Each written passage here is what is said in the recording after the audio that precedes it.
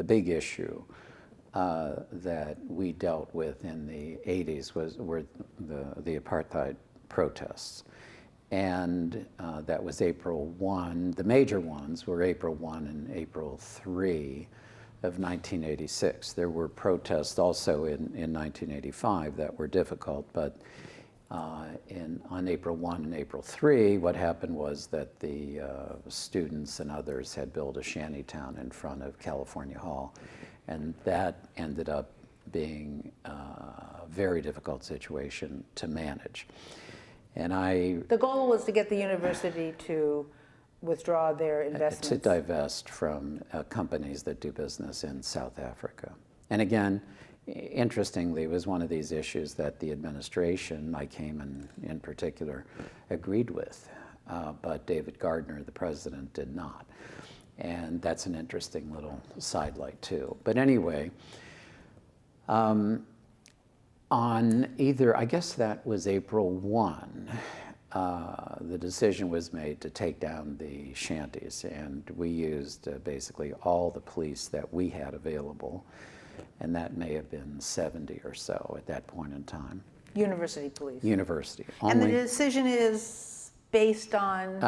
The fact that that was a major safety hazard. They were living in basically cardboard, not cardboard, but plywood shacks.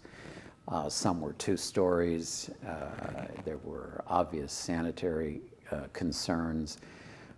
Anytime you allow something like that to occur for a prolonged period of time, and prolonged isn't very long, it's a few days, then you get a lot of outside people coming in, homeless people, people that have mental problems, etc. It becomes an absolute mess. And so you're just compelled to deal with it. And so the decision was made that the police would come in at around 8 or 9 at night, dismantle the shantytown, and arrest the 120 or so people that were in there. And we were able to dismantle. We had a court order. They were all served with papers, et cetera, beforehand, each one of them saying they had to cease and desist, et cetera. And so we arrested all of them, and we put them in 3 county sheriff's buses, which were inside the circle in front of California Hall. And there were so many protesters on the outside, on both sides. So we had police lines and police barricades on both sides of that circle. And I would say there were probably a couple thousand people protesting, and we had maybe 70 police. And we simply... Were there news cameras? Oh, there was all kinds of attention, media attention, et cetera. So we had not put mutual aid in effect. Mutual aid basically means that you notify the county sheriff and he notifies all the other police jurisdictions that they should be on standby in case they're needed. We didn't have that in place.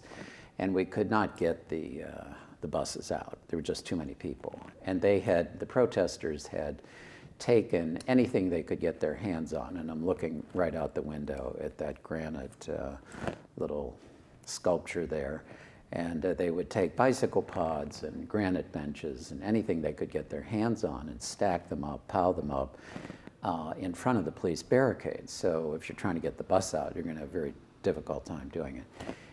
They took dumpsters that we used to keep outside. I don't know if they still keep them outside of between Wheeler and Doe, and set them on fire and rolled them down the hill into the police lines.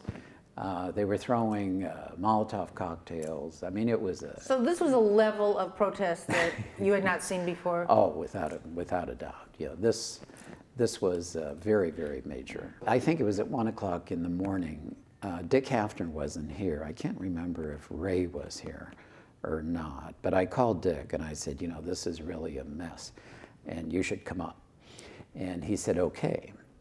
And then I simply lost track of that because there was so much going on, and it took till 5 or 6 o'clock in the morning to get enough police here. We had about probably 350, 400 police from all over the place to help us extricate those buses, and they took them right across Sproul Plaza and down Bancroft. And so I had forgotten about this. And Dick called me and, the next morning, and he said, I want to apologize. I said, what for? And he said, I got up, I looked in the mirror, and he said, I just couldn't come up there again.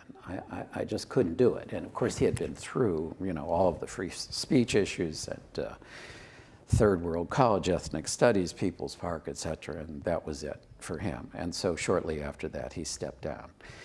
And then I started doing public affairs from '86 to '92. It's Heyman that asks you to take over this. Yes, right. And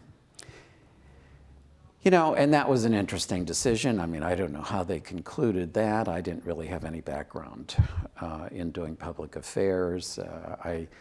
I know he was impressed. Mike, he was out of town when this occurred, and I called him. He was at I think a PAC or NCAA meeting in Kansas City, something. And anyway, I said, you really have to come back, and we have to have a press conference as soon as you get back, because it was a huge deal. I mean, Ron Dellums was congressman at that time, and his daughter Pepper was on the front lines. And when we finally extricated the bus, there were 30 injuries, 18 police officers, some serious broken legs and things like this. So it was a very big deal. Ron Dellums ended up flying out here. So anyway, I said, and we put together the numbers of the people that were arrested, how many were students, how many were non-students, and most of them were non-students. Really? And so we had a big poster, placard behind him when he did the press conference in California Hall, and it made a big point about the fact that these were outside people, and so, and I know that he liked that. So I don't know why he decided, but he did. So I did public affairs.